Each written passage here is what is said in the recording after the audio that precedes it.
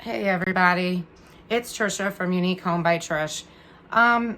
Listen, I wanted to come on. It's been a long time, so sorry, things are really busy. But Kaden and I create ornaments and things for, diabetes and kids and adults. And recently we have been attacked when we share things. When we try to promote things in certain places. Excuse my bag, see, I'm up a lot. But anyway, I had a lady ask me yesterday via Facebook why on earth I would be so proud for my daughter to have type 1 diabetes. Why would I make things? Why would I make ornaments? Why would I make serving trays? Why would I hang things? Why would I want to make things and hang them in the house? And why would I want to communicate to everybody about type 1? And why would I want to turn it into a positive? Well, here's what I'm going to say. I have to explain some things so you can completely understand why. Okay? Kaden was diagnosed at 17 years old. The entire family had a cold. It was 4th of July. By midnight that night, she was having trouble breathing. And so we all thought that, hey, she has bronchitis, let's go to the ER. Okay. So we were down in South Florida. We took her to the closest hospital to our house. It had a children's hospital attached to it, within it, inside of it. So it was 12:05 a.m. when we arrived there on the 4th of July. I had told them that we were all sick. We were all fighting some sort of virus, but she seemed to be worse. Her chest seems to be worse. She's feeling absolutely horrible. And it looks as though she's also having trouble breathing. So I asked for tests to be done. I asked for blood work to be done. I asked for a million things to be done. I was told no in a nice way. But they did do a chest x-ray because, obviously she was having trouble breathing. So they did a chest x-ray. They told me that she had bronchitis. I asked for blood work and they said no, that she's totally, fine. She just has a little bit of bronchitis. They're going to do a couple breathing treatments and see if it helps. Breathing treatments came and went. No, did not help. At this point, she's starting to get worse. It's 3-4 in the morning. And we're still in the ER. They sent another doctor in. I told the doctor that I wanted blood work, and he told me it wasn't necessary.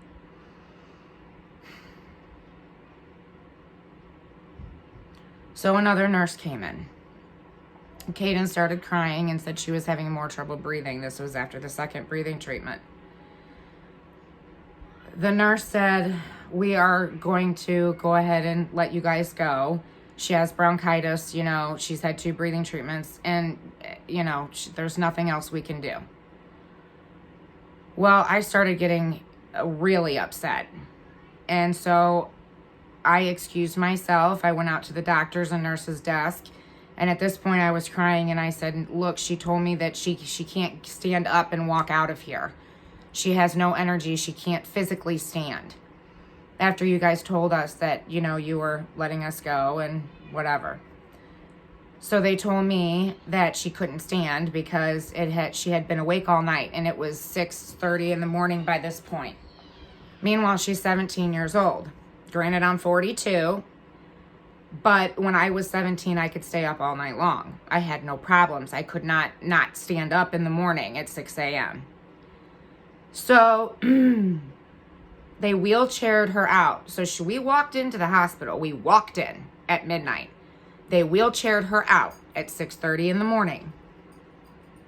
So I get home and it takes 2 of us adults to carry her in and lay her on the couch. That was the last time we saw her eyes open for a really long time. She laid down, closed her eyes, and went into a coma.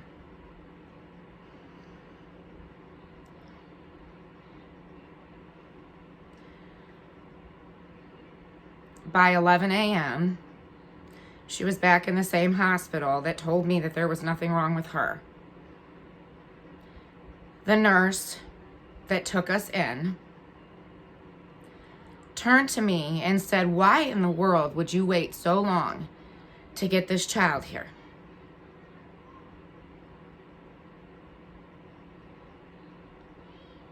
And I said, "I've been here all night. What are you talking about? What is wrong? Is she dying of cancer? What is wrong?" I thought she had cancer and I thought she was dying. I mean, well, she obviously was dying.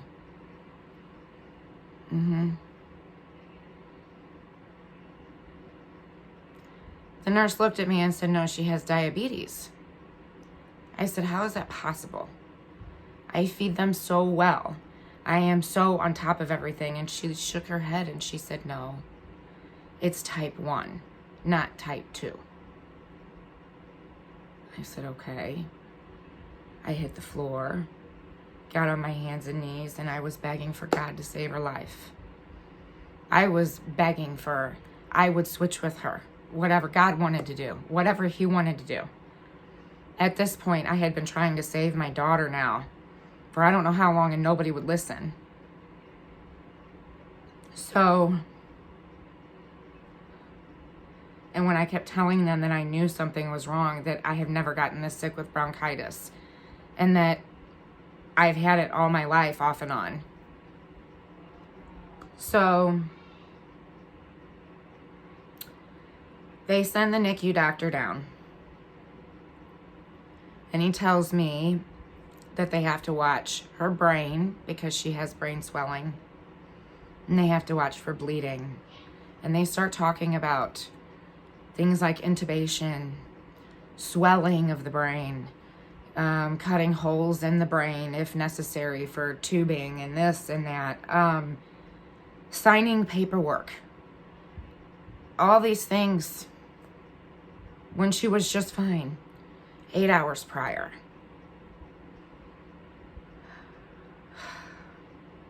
I'm trying to stay calm so I can get through this. So what it was diabetic ketoacidosis. The PICU doctor said that she would have been dead had I waited 5 minutes longer. She would not have made it. She stayed that way for 4 days.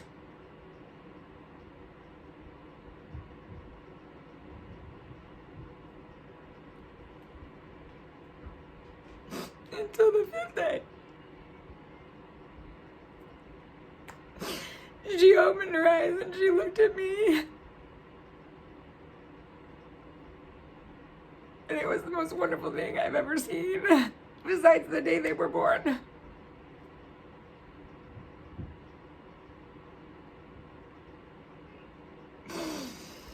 So you see, the reason why we make these is not because we're proud to be diabetics, but it's that when she walked into that ER, her blood sugar was 1,200. Her A1C was 11.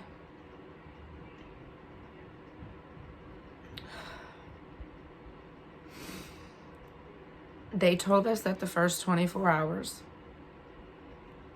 were critical, and that it wasn't a good idea to leave, to stay there with her, which we did. I never left. I think they were happy to have me out when she opened her eyes for a half hour to go home and take a shower, because I think I was stinking up the whole PICU by that point. But you see, it changes your perspective on life. Oh boy. There are nights now where I stand at their bedroom door and I just look in there and thank God she made it through. And I don't care if I never sleep again. I don't care.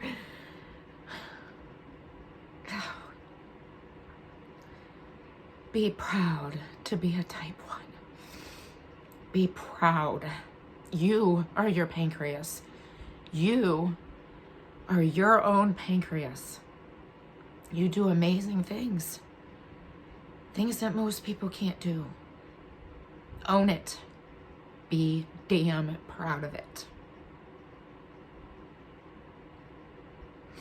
That's the reason why we make this stuff. We are proud to be a pancreas. We're proud to do what we do.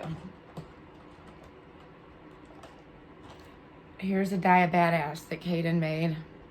It's backwards for me. I don't know if it is for you. Diabadass since 2020. This is a new ornament. This is a type 1 diabetic since 2021.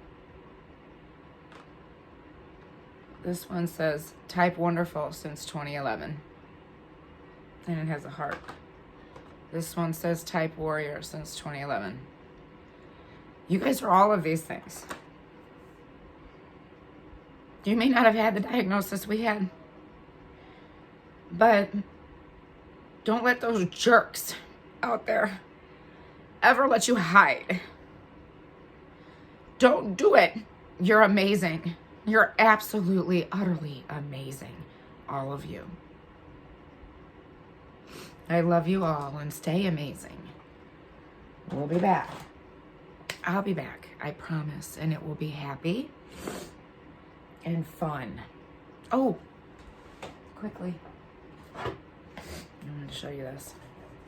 You made this too. I don't know if it's too. I made this too.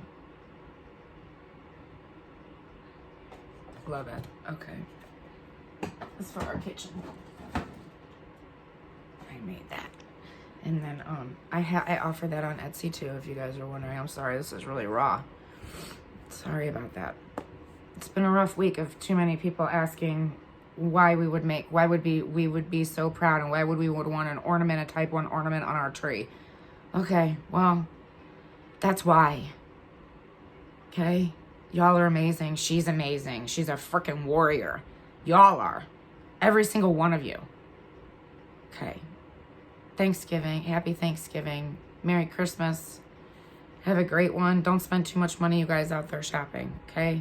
Love you, warriors. Bye.